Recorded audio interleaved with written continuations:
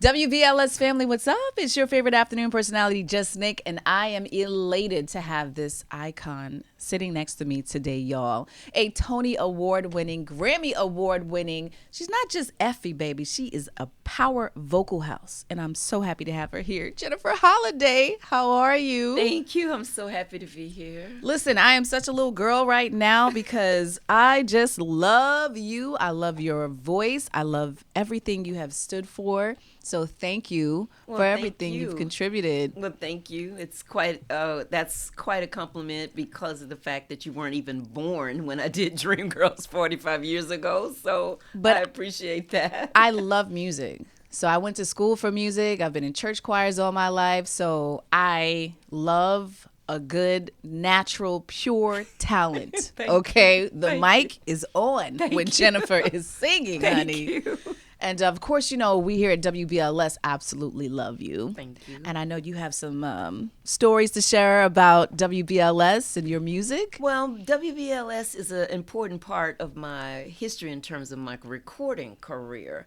There was an amazing man named Frankie Crocker, the chief rocker, who was an instrumental part of getting my hit song, And I'm Telling You I'm Not Going, played on the radio. And, over 40 years ago, because of the importance of radio, a DJ on the radio had a lot of power and could carry a lot. So Frankie had that. My own record company did not believe that And I'm Telling You could be a hit because they felt, number one, that the part that I slowed down and hold the note, they said no radio station is going to play the record because you're pausing in the middle of the record. They like things to keep going. David Foster, who produced it, he also was quite almost threatening me to get someone else to record it. And it's so funny because all of these decades later, I'm in his documentary, him talking about that experience because he did not believe either. And he wanted me to tone the whole record down, and for them to kind of chop it up a little bit more and not hold the note.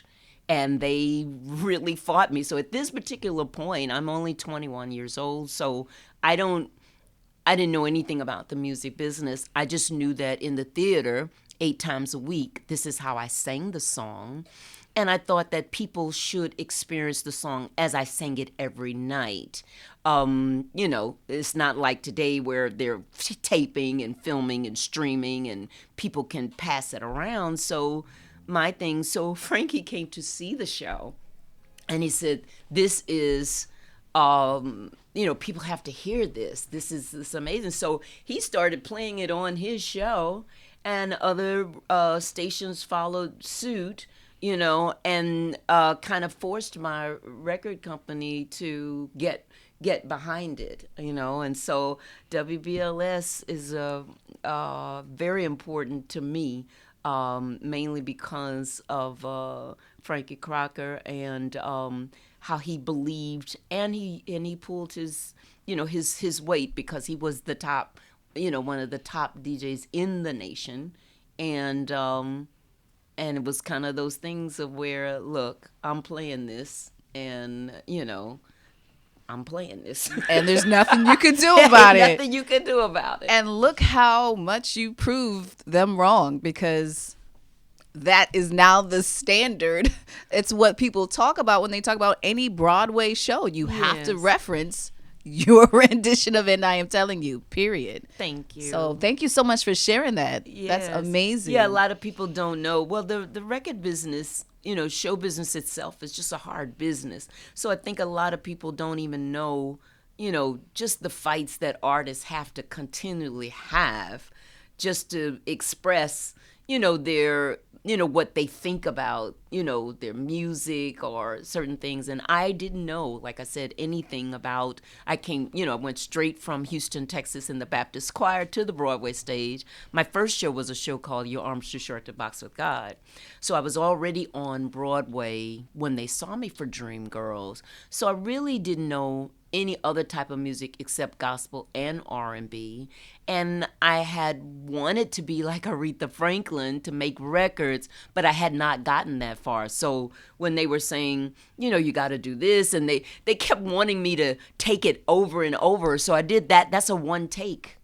Only one take. Wow. That's only one take, because they kept trying to say, well, can we do it again? And can you do it this way? And can you do it softer? And I was like, no, I can't. I can only do it the way I do it every night. So y'all done? Because I'm finna go. I'm finna go. I did what I had to do. I done did it, baby. So I'm finna go. And they were like, and David Foster was trying to think of all kind of lies to get me back. He was like, well, our mic wasn't set. We weren't ready. And there's distortion in the print. I said, I don't hear any distortion. And they were like, Jennifer, we weren't ready. We didn't know you were just going to sing it. I said, well, I already did it. You're working with a professional here. Don't know what to tell you. I don't even know if it was a professional, because like I said, I was only 21 years old, 19 years old when I started working on Dreamgirls. So I don't know how much of a professional I was, but you did that in one take. Yeah, but it sounded the way it sounded. But it wasn't professionalism. It was, I don't know if there's such a word, it was heartism, meaning that I just sang from my heart the same way that I would do 8 shows a week, with authenticity of what my sense of giving everything that I have. As they say, leave everything on the floor, drop the mic, whatever you want to say.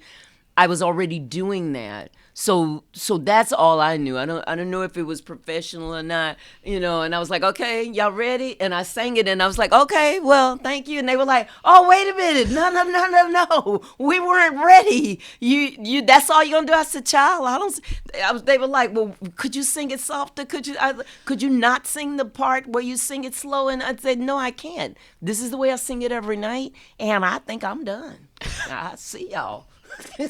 I love that. So did you have to face those issues a lot, where you had to speak up for what you thought was correct versus what they think is going to work? Well, in the show itself, in Dreamgirls, I did what they call a workshop. So I worked every night doing Box of God at the Ambassador Theater. And then the daytime from 10 a.m. to 6 p.m. did a workshop of Dreamgirls. It didn't even have a name back then. At this time, I'm only 19 years old. And so Effie, the character, they were taking her through, a lot of different rewritings and changes and stuff like that. So a lot of people don't know that Effie was not even in the second act.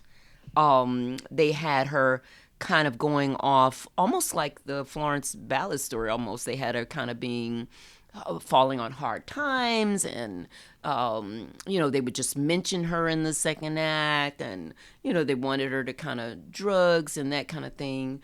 And but I like I said, it wasn't my professionalism, just more so that the way I grew up in Houston, Texas, and down south. And I'm like, okay, well, even if Effie did fall on hard time, so you don't want to even display that you all were trying to help Effie? I said, that doesn't even register with me. I said, down south, people try to help people. I said, right. Even if you're in a family and you're a drug addict or you a alcoholic or whatever, somebody gonna help Uncle Joe regardless. I'm going, say, I'm giving Uncle Joe some money. Well, he only gonna spend it on a bottle. Well, he needs some food. I'm gonna go take it. You know what I'm saying? Right. Somebody in your family coming. Absolutely. And so that's why I didn't understand it. And so I did fight for Effie to be in the second act and for her to be a winner. So that's why in the end, one of her last lines, I said, this time Effie White's gonna win. And that was very kind of important to me in the sense that, why would Effie have to, just always never have a chance at winning in life because no one would help her? That doesn't make any sense, I love that was changed. Yeah. Wow. So you mentioned when you were recording that they were saying if you could re-record it and do it softer. Mm-hmm. So obviously we look at you as a powerhouse, right? Yes. And when you have powerhouse singers, I feel like sometimes it's hard for them to do recordings because they're always saying you're doing too much or less is more, when that's not the nature of that person's characteristics when they sing. Do you find that people with strong voices do have a hard time making like hit records like that? Well, I don't know about that. I think that, like I said, I didn't know anything about the music business or making records. But I do know that what's different than today is that they do allow everybody to just sing. I mean, white girls are riffing and singing and growling, everything. Everybody's singing Right, now. Now everybody's singing. It's okay. Right. But back then it was like, from the not only the record company but the record producer, it'd be like, okay, you don't want to give too much, that's too much, or hold back, can you do it without riffing? Can you do it without blah blah blah? So it was always the constant thing of throughout my career of recording, and I didn't make a lot of albums, but in the brief time that I did, it was constantly, Jennifer, you're singing too much. That's too much. Bring it down. Tone it down. The whole constant thing. So Right. now it's a lot different because they're allowing everybody to just go for it. Yeah. Which I like because I want to hear what you got. And Yeah. it does remind me of taking it back to our roots of just singing, baby. Yeah. When you're in the church, you're supposed to give Yeah. your all, Yeah. okay? Yeah. We don't do the auto-tune, none of that pitching. None of that. Yeah, you got to use your ears. So Yes. that's why I appreciate artists like you so much, because it's just natural, God-given talent, which is Thank you. beautiful. Thank you. Beautiful. So you're going to be at the McDonald's Gospel Fest Yes. with some powerhouses. So when I Yes. say powerhouse, we're talking about the Clark sisters, Yeah. Jennifer Holliday, LeAndria Johnson. Like, that's some singing. Yeah, it's gonna be a Divas Day, Mother's Day. That's what I call it. I say a Divas Day, Mother's Day, because it's wonderful, in the sense that you have this all female presentation of just some amazing voices, who all have different characteristics. Yes. Because we all have our roots in gospel, and then we all have our learned experience, incorporated into that. So, of course, we all grew up with the Clark sisters, them being young themselves when they started. And so we know in terms of their, how can I say, being ahead of time? Yes. In terms of their music, don't you think so? Absolutely. In terms of not only the harmonies, the intricateness of those harmonies, but Twinkie's writing in ahead of time. It was like, wow, not just the chord progressions, but the sound. Yes. How you create that, going for that certain sound that's emulated so much today. Yes. And that's copied in the sense of where people want to make music over it or use something. So you look at that in terms of a generational history of how they have not only gone with the change of music, but have changed music. Yes. You know what I'm saying? Yes. So then you have LeAndria Johnson, who I got a chance to do work with her at a gospel fest last month. And I don't know, to me, her singing has this she's lived before kind of sense, and it has a tear in her voice. Mm-hmm. You know what I'm saying? It's like it's not only just soulful, but it just touches your heart without even knowing what the lyrics Absolutely. would be. A lot of you know depth. what I'm saying? So you have like a lot of depth from that, And then for me, even though I'm a gospel singer, so I have the element of the Broadway, which just gives me more of a reach in terms of just different genres of music, So and so for me, like I'll include in my set a jazz piece, Duke Ellington, Come Sunday. And of course, I'm going to sing, and I'm telling you, I'm not going because the Lord says so. the Lord say sing, and I'm telling you, I'm not going. So, I love it, okay? as a sense of being a warrior, you are not going. Hallelujah. Hallelujah. I love the flip, okay? Listen. And then when you perform, though, and you still get these standing ovations, how does that feel? It feels so wonderful because of the fact that, like I said, the music business, the industry is a very hard business. So the consistent fight to stay relevant, to not be forgotten, to still be your authentic self, and to have people who have allowed me to grow over over the generations, in terms of that. A lot of people will say, oh, my grandmama love you, you know what I'm saying? And then a few people will say, my mother love you. But now this generation has rediscovered me, basically because of streaming and being able to watch old videos and clips and this sort of thing. So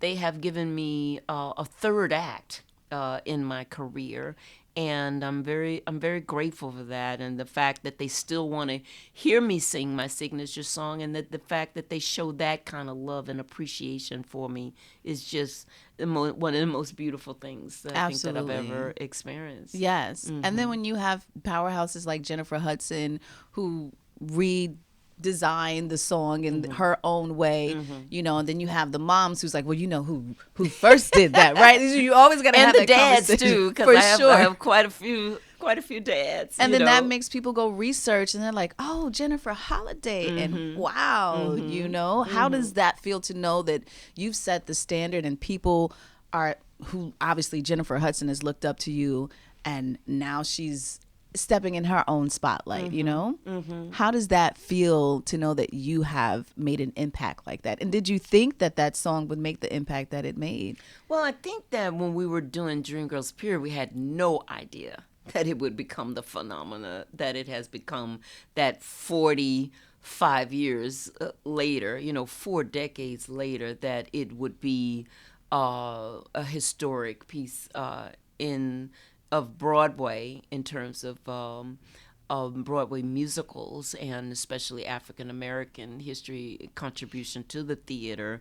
And I think that for that song, again, because I had to, fight for it to stay as it was, no, I could not have seen that, it would have the impact that it has had on so many people, because so many powers that be were telling me, that it was too much. Right. But as the years go on, it gets more and more powerful, which is crazy, because it reached its peak and it just continues to recycle itself, which is amazing.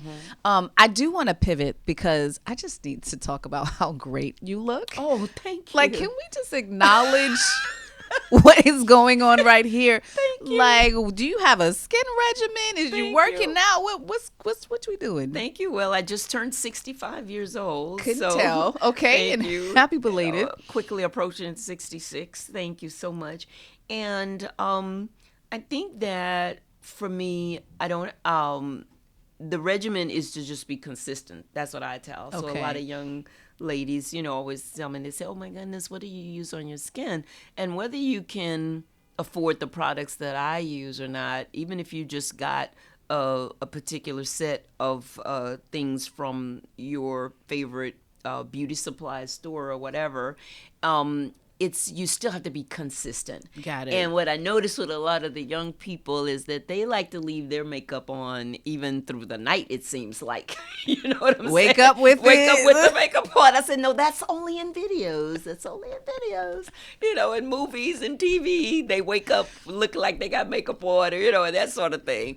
And so the main thing is just always cleansing the skin. I think that's one of the most things that's important, that you continually, just even if you fall asleep, wake up and take that makeup off. Take that makeup do off, a nice honey. cleansing. Yeah, do a nice cleansing and everything. And so, regardless of products, you don't need $1,000 cream. You don't need this. Even though all of those help. Yeah. But you don't need all of that. You just have to be consistent with your regimen. Well, you look good. Thank you. You look good, girl. Thank you. Okay, I'm over here like, let me take notes. Okay, like Sherelle. Like, you look good to me. You look good to me. I love that song. That part. Absolutely love it. Thank you so much for sharing that. And sometimes people say that it could be your inner, right? Your the inner work that you're doing that exudes on the outside. What would you say this time in your life represents? If you could pick like one word. One word. One word would be survivor. Just to say where I am in my life at this point, and yes, I do think that when you do inner work, I do think it shows on the outside, but I think the problem is too that you can also glow on the outside and just be very sad on the inside. So right. So the main thing is that if you try to find balance in your life and in your work, and I think that will help you just overall. And what are some of the things, if you don't mind sharing, that you have survived? Well, number one, like I've been saying, that show business is a very hard business. And I was a young star, meaning that I had started working in my first show at 17 and 18 was Your Arm Too Short to Box a God. Then Dreamgirls was like 19 through 25.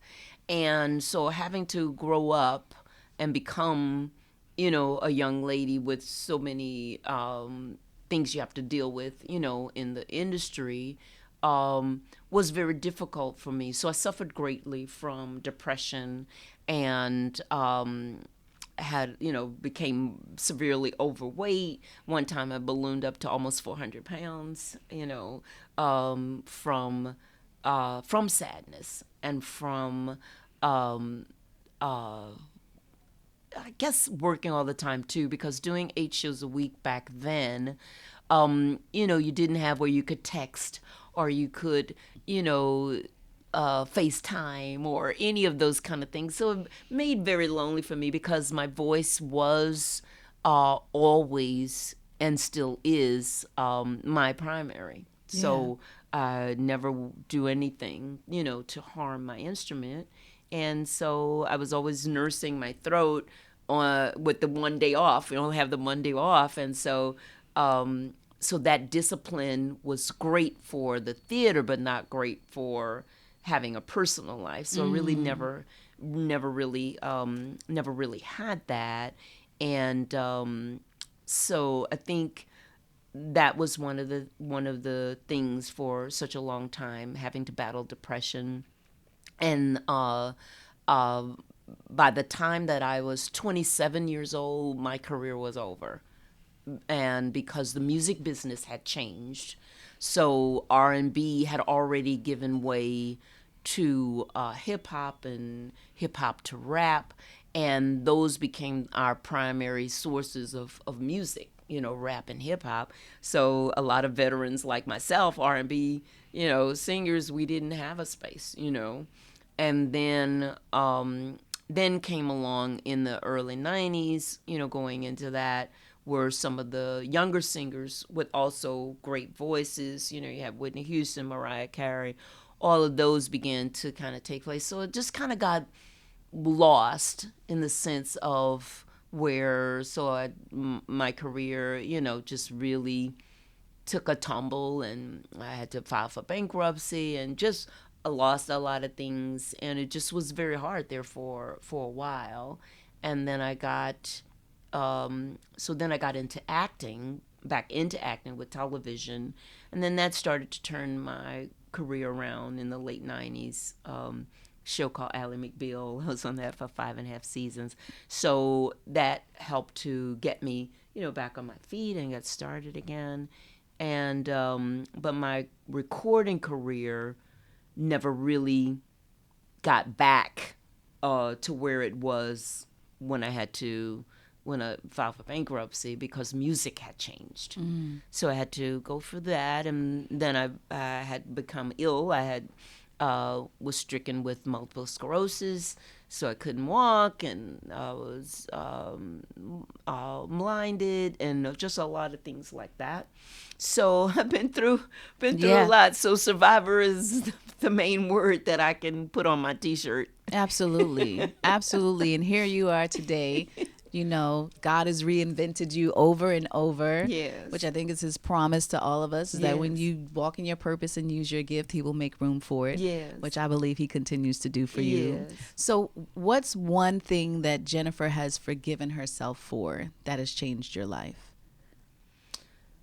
That Jennifer has forgiven herself for that has changed her life.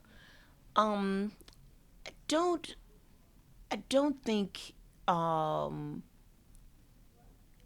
don't know if it's forgiven myself more so than that I learned how to let go. Because one thing in show business is that with as much rejection as you face and different things like that, you begin to feel that, number one, that there must be something wrong with you. But then in show business, because it is such a cutthroat business and different things, a lot of stuff get done to you, and you have to, you look at it and you go, wow, these people are mean or this, whatever. And it was Neil Carter, who was also an Effie in one of the workshops.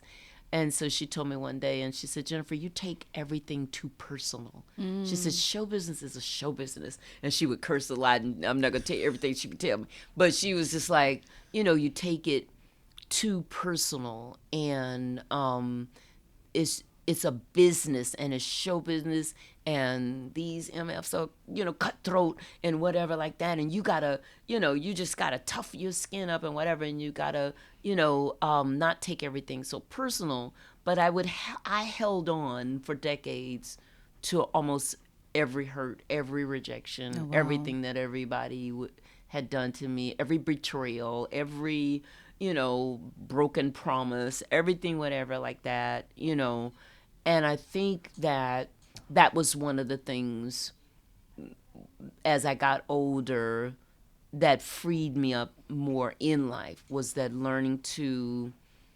really let go of personal hurts and disappointments and pains and that sort of thing. I don't know, in the sense of your question where you were saying one thing that I've actually forgiven myself for, and not that I haven't made lots of mistakes or that I've done things maybe that I could have done better, but I don't know if they were on the sense of where forgiveness, in terms of just some decisions that you regret, making, or if you passed on particular situations or that sort of thing. Like I said, in the business, you kind of look at it like that. Yeah. Yeah. Well, I mean, I asked, and I'll share, like, one of the things that I feel like I've forgiven myself for is feeling like I'm not enough, right? I was a very shy, timid girl growing up.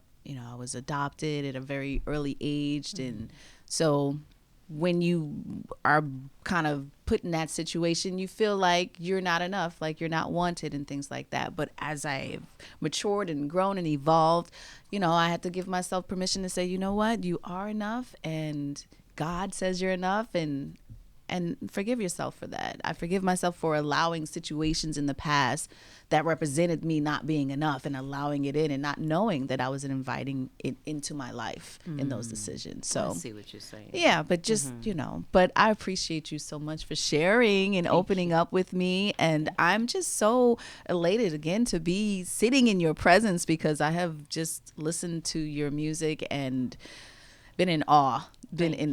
And now I'm hearing that they're gonna redo Dreamgirls, or they're bringing it back, right, to Broadway. How do you feel about that? Well, it just depends on how they're gonna bring it back. I guess in terms of that, it's a revival. If they're going to do it as the show has been done, or they're going to do it a brand new way. So I don't know, because I haven't heard anything. I haven't heard anything more about it, actually, like when it will open or where it's going to be or opening date, or I haven't heard anything. Would you be excited if it was like I didn't say I wasn't excited. Well, like reinterpreted, or should it stay the same? That's a good question. I think some things need to be a classic.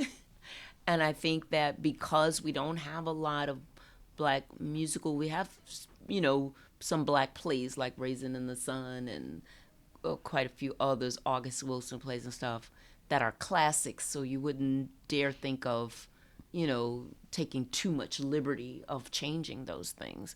So I do think that I would be maybe just a little disappointed if they went too far in making the changes, because like with the movie,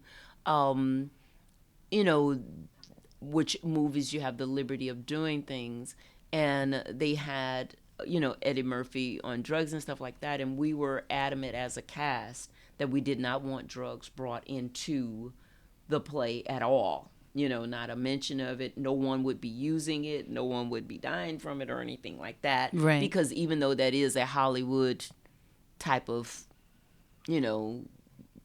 given situation, we just thought that was not what any of us wanted to portray. And we had quite a few Christians in the play, and who were working on the play and stuff, and everybody was like, the storyline gets old at some point, yeah, especially for black people. We don't always have to be that. We don't, and I think that's what we were all kind of saying too, but of course they had to go that direction with the movie, and that's fine.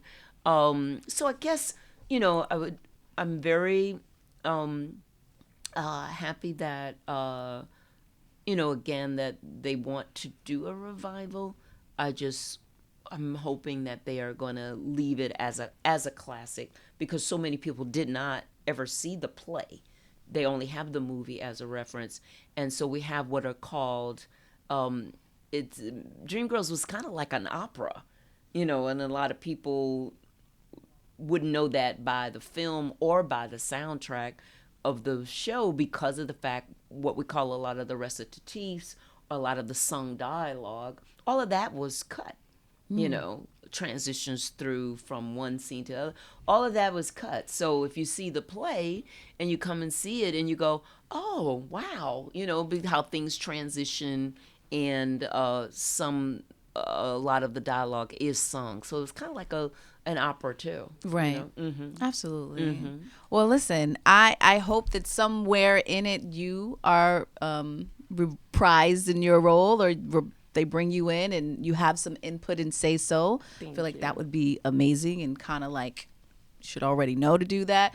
But what can people look forward to? Can we see you on more plays and more TV shows? What is next for Jennifer Holliday? Well, I don't know. I was just on an episode of Beyond the Gates, which is a primarily black soap opera on TV, which has, become quite popular. And I was just on that. And a lot of the comments, that were on there, they was like, yeah, I forgot that Jennifer Holliday was an actress too, a pretty good actor. And I was like, yeah, I forgot too. I was like, maybe I should try out for some more, for some more TV or movie or something like that. So I was thinking about that, and I am working on an album of new original songs. So the album is going to be called Dream Woman, Ooh. and but it's some kind of back to old school R&B, in that manner, where the songs they're love songs, but they'll kind of take you back to just old school R&B. I love it. I love it for you. And yes, she's an actress on stage, on television, all of that. Oh, thank you. And where you most comfortable, on stage, or are you growing a love for on the set? I am most comfortable on stage singing, and I'm glad you asked me that. And I think that's why I never really pursued more of an acting career, because the problem with acting, especially if you do a TV show or something, if it becomes a hit, you got to do that TV show. And the problem with committing to a TV show is that they don't care if you have another career outside of that. You have to be available for when they can tape. You can't say, well, I'm only available on Monday. No. You're like, well, can I get out early because I have a concert on Friday? No. Right. You have to fit into what they do, especially if it's TV. Now, a movie, and I've only done one movie, but but a movie is different because you can work on that, and then it has its life preserved, and you can go on and do your other stuff. But TV, you fool around and become a hit, and that's what you gonna be doing, Right. And so I was like, I'd rather sing, rather sing and be with a live audience and feel them like that. And then, so if it's just a guest role of something, then I think I can try out for something like that. But I don't want to be acting on a show and not singing. Well, it makes sense. Makes sense. Jennifer, you've been amazing. Thank you. You have some diehard fans out there who Thank is you. listening, watching right now. What do you want to say to them? Well, first and foremost, I want to say thank you. And those of you who are listening, who are around my age, who have been a fan from the start, I thank you. And then those of you who just recently came to know who I was, introduced to me by their mother or their father, I'm grateful. And then to my new fans who are all very young, who are also falling in love with theater. So theater is becoming a new thing where these young people want to do theater. And so I'm so excited that I'm, a part of that introduction. So I just want to say thank you. I want to say that if you do have a gift and a talent that you think you want to share with the world, first and foremost, you have to believe that you have that, and you have to make sure you continue to give that wholeheartedly. And you also just have to be ready, because it is true that when opportunity meets preparation, then that's when your stars align. So always be ready, because all those years when I was kind of broke and not knowing what was going to happen, I could have let my voice go, but my instrument has always been important. So keep your instrument well oiled, and because you'll never know when someone will come up and say, hey, I like what you did, or can you sing this? So my thing, when I show up, I say, give me the microphone. I don't have a lot to say, but I have a lot to sing. So The mic is on, baby. Jennifer Holliday. Thank y'all so much. It's WBLS. Thank you.